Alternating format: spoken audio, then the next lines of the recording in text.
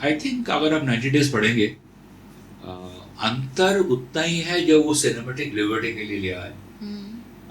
उसके सिवाय कोई अंतर नहीं। मतलब ऐसा कोई भी चीज़ उसमें नहीं है जो उस असैसिनेशन की कोई ऐसी बात जो सिर्फ आपके पास रह गई हो और वो बाहर ना आई ओ, ऐसा तो बहुत कुछ है।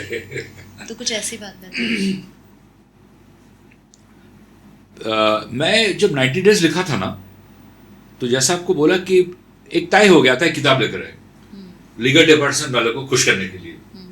आगे का और कोई मकसद नहीं था, उनके लिए एक लीगल डॉक्यूमेंट बन जाएगा। तो समीर नायक ने मेरे को बोला था कि अनिरुद्ध, हम लोग सीरीज तो बना रहे हैं पुलिस प्रोसीड्यूरल, राइट, असैसिनेशन हुआ और शिवरासन का पकड़ा जाना या ही शॉट हिमसेल्फ।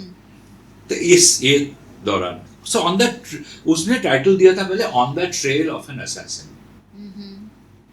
बट मैंने अपने किताब का टाइटल वो नहीं लिया बिकॉज कैनेडी के असैसिनेशन को लेके एक सिमिलर टाइटल का किताब है।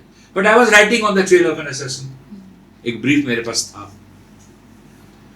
तो उसमें बहुत सारी चीज है जो लाने का कोई मतलब नहीं होता था उस प्रोसीजर के अंदर, कहानी के अंदर। उसमें जैसा मान लीजिए एलटीटी का इंटरनेशनल कनेक्शंस, क्या इन्वेस्टिगेशन हुआ था एलटीटी को लेकर? एसआईटी को एक मैंडेट दिया गया था न्यू दिल्ली से कि एलटीटी तक रहो एंड सिक्योर देयर कन्विक्शन। ज्यादा उछलने की कोई जरूरत नहीं है। और जो डीआर कार्तिकेयन को एसआईटी का हेड बनाया गया था, वो इसीलिए बनाया गया था। पहले डीआर कार्तिकेयन को एसआईटी का हेड नहीं बनाया गया था। पहले तय किया गया था कि अमोद कांत को लेके आएंगे, लेकिन अमोद कांत को हैंडल करना इतना आसान नहीं होता है।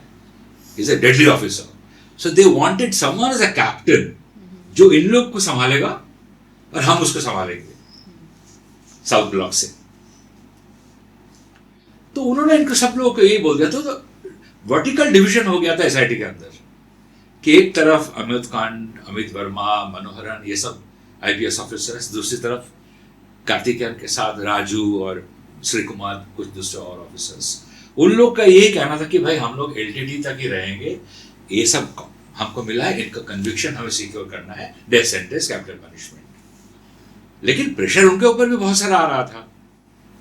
जयललिता ने कार्तिकेयन को बोला कि यू मस्ट अरेस्ट करना निधि, डीएमके इन्वॉल्व है। तुम खुद कह रहे हो। बोले डीएमके का कोई इन्वॉल्वमेंट असैसिनेशन के साथ नहीं है, एलटीटी के साथ है। उनको उन्होंने बहुत सपोर्ट दिया। उनको नहीं सपोर्ट देते तो क्या इतना कर सकते थे? बोले हाँ, लेकिन इसका मतलब ये थोड़ी हुआ कि DMK is directly involve in assassination. बिल्कुल भी नॉट एट ऑल। क्रिटिसिज्म था, मॉरल क्वेश्चंस उनके ऊपर था। How can I go and arrest Karunanidhi? But generally had political interest.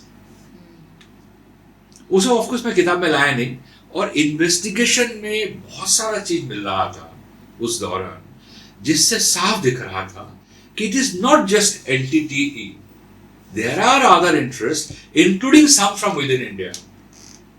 Somebody may be from the Congress party who gained the most from his assassination. You wait for my part 2 book.